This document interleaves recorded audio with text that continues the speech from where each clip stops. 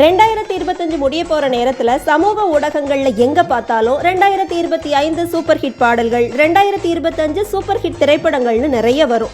ஆனா 2025 super hit comedy மட்டும் இல்லாம 2025 மிக மிக கேவலமான அரசியல் செயல்பாடு என்னன்னு பார்த்தா ரெண்டுமே அண்ணன் திருமாவளவன் அவர்கள் தான் மக்கள் சொல்லியிருக்காங்க.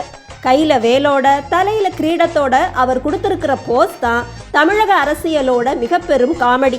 இதுல பாருங்க, திரு அண்ணாமலை அவர்களை திமுகவும் விசிகவும் என்னதான் விமர்சனம் பண்ணினாலும் அவர் சொல்றதை தான் இவங்க செய்வாங்க.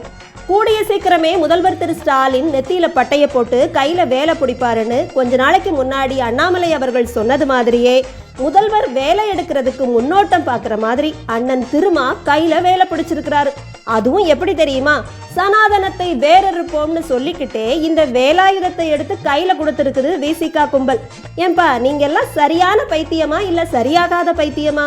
திருப்பரங்குன்ற விவகாரம் திருப்பி அடிக்குமோன்னு அவ்வளோ பயம் இருந்தா ஒழுங்கா தீபம் ஏற்ற அனுமதி கொடுத்துருக்கணும்.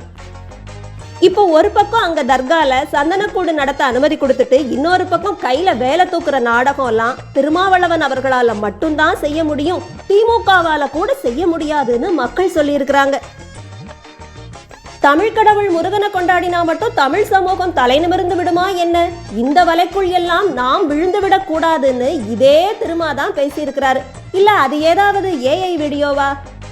தமிழ் முருகனை மட்டும் தமிழ் கடவுள் என்று சொல்லி தைப்பூசத்துக்கு விடுமுறை விட்டு விட்டால் நாம் எல்லோரும் தமிழர்களாக தலை நிமிர்ந்து விடுவோமா? எல்லாம் ஓட்டுக்காக. அப்படி அந்த வலைக்குள்ள போனால் கூட, அந்த அடிப்படையில் நாம போனால் கூட அவர்களின் வலையில் சிக்கிக் கொள்வோம். நாங்க தமிழ் கடவுள் முருகனை கும்பிடுறோம் அப்படின்னு போனா கூட.